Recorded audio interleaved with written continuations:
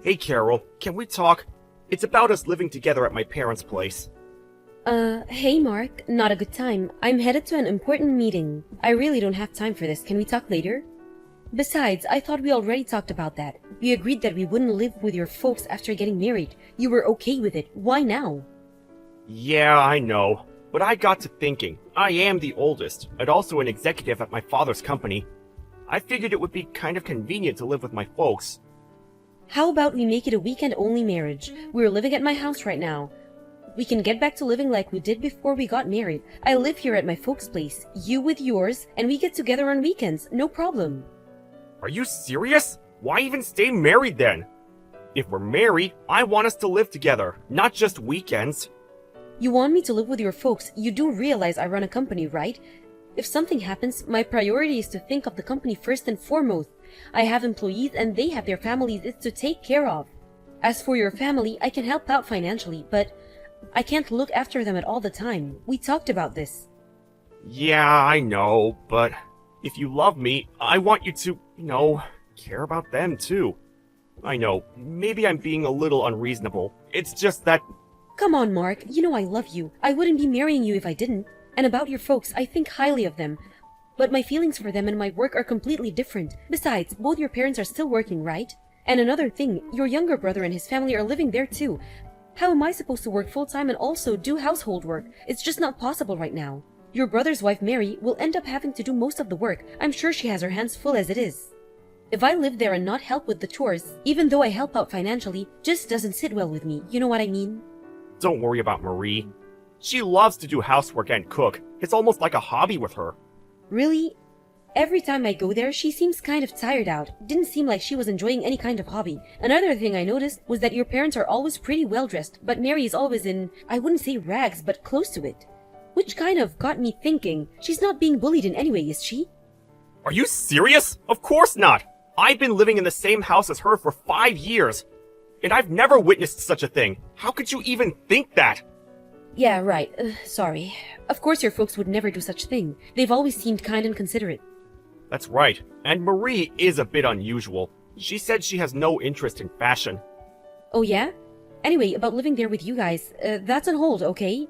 If you're so adamant about us living there, I need a pretty good reason or I'm not going to agree, just so you know. Boy, you really are stubborn. You should be grateful I'm even considering it. Alright. I'll figure something out. You need a good reason. I'll find one.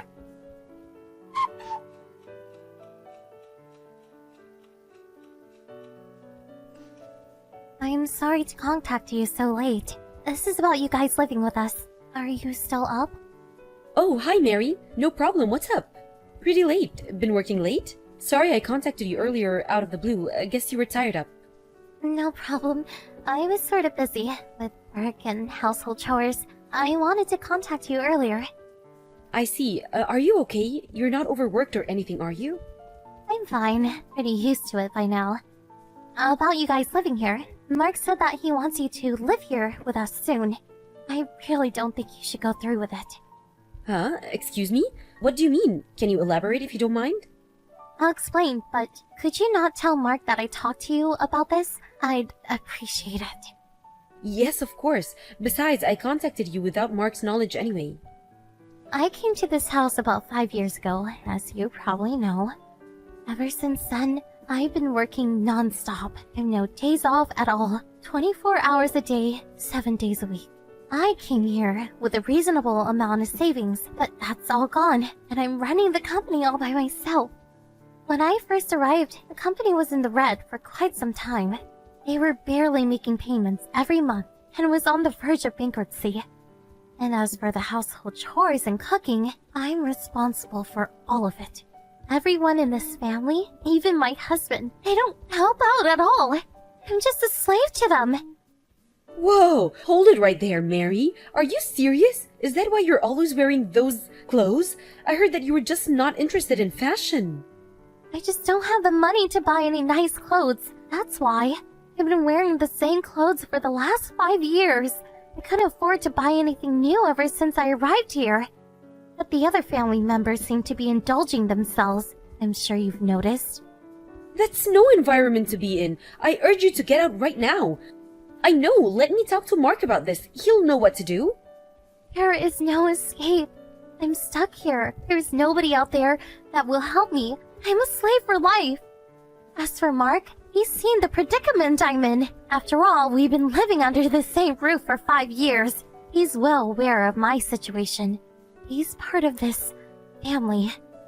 That can't be right. Mark is not like that. He's a bit timid, but he's kind and considerate. And about me living there with them, I figured his mom was nagging him about it. That's all a front. Mark is only acting kind and considerate. You may not believe me, but What is it? I heard that you lost your parents a while back.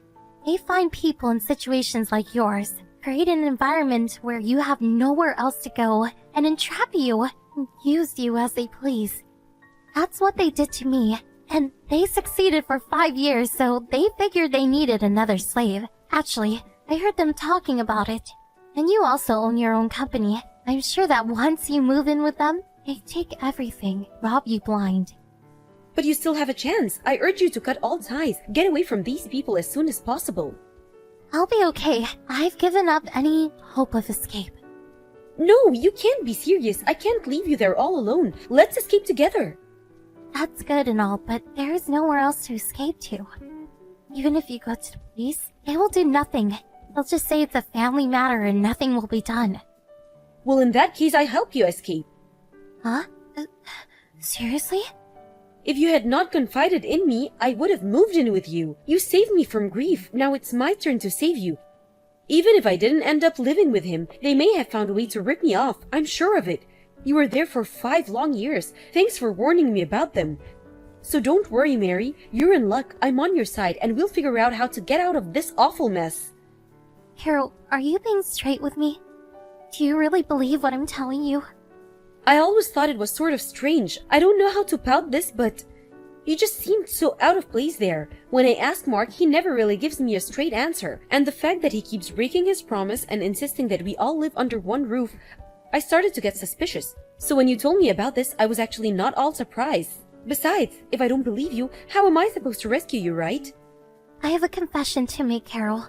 I was thinking that if you did eventually move in, my life would become a bit easier. That they would focus on you, and it would ease my pain. I'm sorry.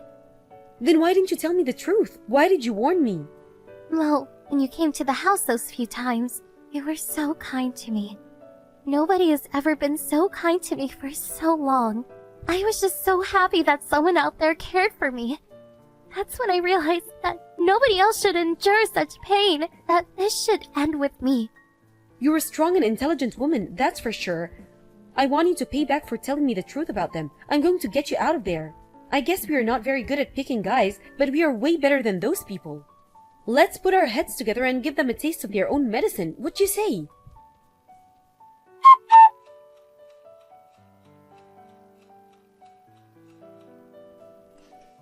Hey, Carol, it's you, isn't it? I know it's you. You're protecting Marie, am I right? Hey, Mark, what's up? Protecting Mary? What are you talking about? Don't act like you don't know. Marie is nowhere to be found. Everyone at home is frantically looking for her. You're harboring her. I know you are. Marie has no close family and no close friends. You're the only one that she would go to. Oh yeah, and you changed the keys on your house. Now why would you do that?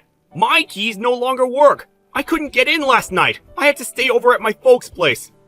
You're the only one she would go to. That's ample proof you have her. Am I right? Yeah, that's right. And that means you know perfectly well why I'm protecting her. I almost fell for your dirty trick, Mark. Dirty trick? What are you talking about? It's you that's being tricked, Carol. Don't you realize that? Marie is mentally deranged. She's had mental problems ever since she arrived 5 years ago. Don't go believing everything she says. She's making all of it up. That's my decision whether I believe her or not. I had no intention of relying on your financial support, so I had no interest about how your family company was doing. But it looks like the company is not doing very well. But when I met you at the business party last year, you were all decked out in an expensive suit, and that Rolex, how much did that cost?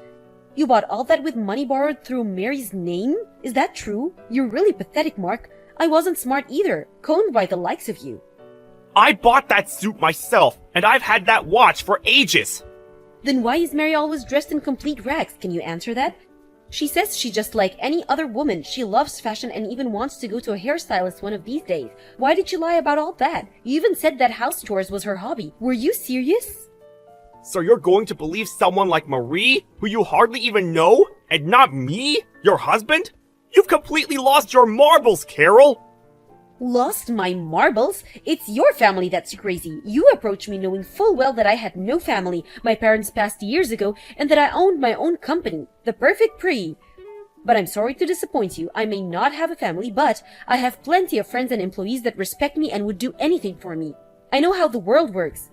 You picked on the wrong person, buddy. Oh, by the way, our marriage is over. I filed for divorce today. Oh yeah? Well, so be it! You turned out to be just another no-good bimbo with money. It was a big mistake marrying you anyway. I'm glad I can get rid of you. And thanks for getting rid of the debt-ridden little floozy you're harboring. Saved us the trouble of getting rid of her. We're already planning to find another perfect woman for our needs. We don't need a couple of losers. Marie's served her purpose. Good riddance to her. But I expect something in return, that I get my share of your assets.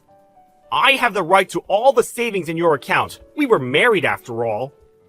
A wolf is sheep's clothing, finally revealing your fangs. Oh, and about Mary, I'm going to demand that you pay her compensation for all the years that you guys abused her. My lawyers are working on the details, so be on the lookout for that. As for our joint account, well, that was like for 2 months or so, not much there, so do as you like. Most of it will probably be gone by the time you pay of Mary. Why do I even have to pay compensation to her? She's not my wife! You said it yourself, Mark. You said she was mentally unstable. So I had a psychiatrist examine her, and it seems she was affected by all the abuse your family reaped on her. Mentally, she's sound, but emotionally, that's another story. I have a full report from the doctor that examined her. To make a long story short, she's suing you and your family for emotional distress. Did you know that you can get compensation for stuff like that? I had no idea. There's no proof that we caused her to become emotionally unstable! Why do you think I'm divorcing you?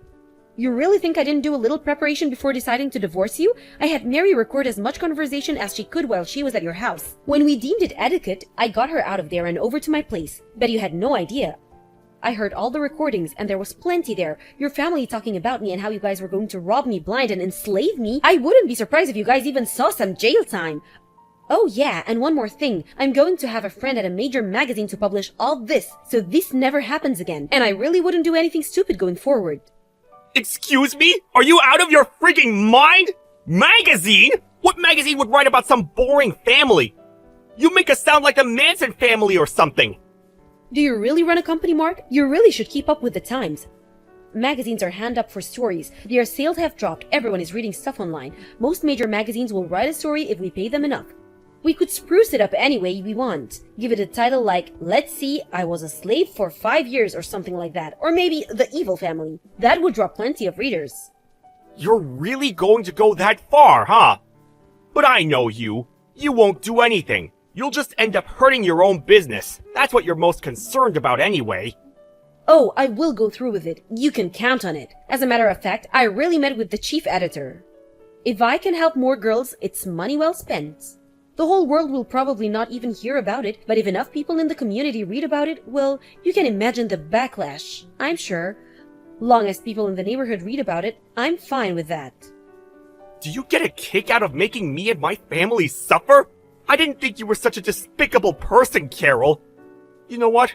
I really feel sorry for you. Please don't give me that. Playing the victim now? After all those years of treating Mary like a slave, stealing all her money, I've always believed I was an honorable person. If someone threatens me, I threaten them right back. If someone gives me respect, I respect them back. That's all I have to say to you, Mark. Come on, Carol. It's not if I treated Marie that way because I wanted to. My folks made me do it. I had no way to refuse. You know how they are. I'm glad that there's even a tiny bit of remorse left in you. Does that mean you're going to forgive me? Let's start over. What do you say? Sorry, that's not gonna fly. After the divorce goes through, show me that you're really sorry and do the right thing. If you really love me as you say, you wouldn't have a problem.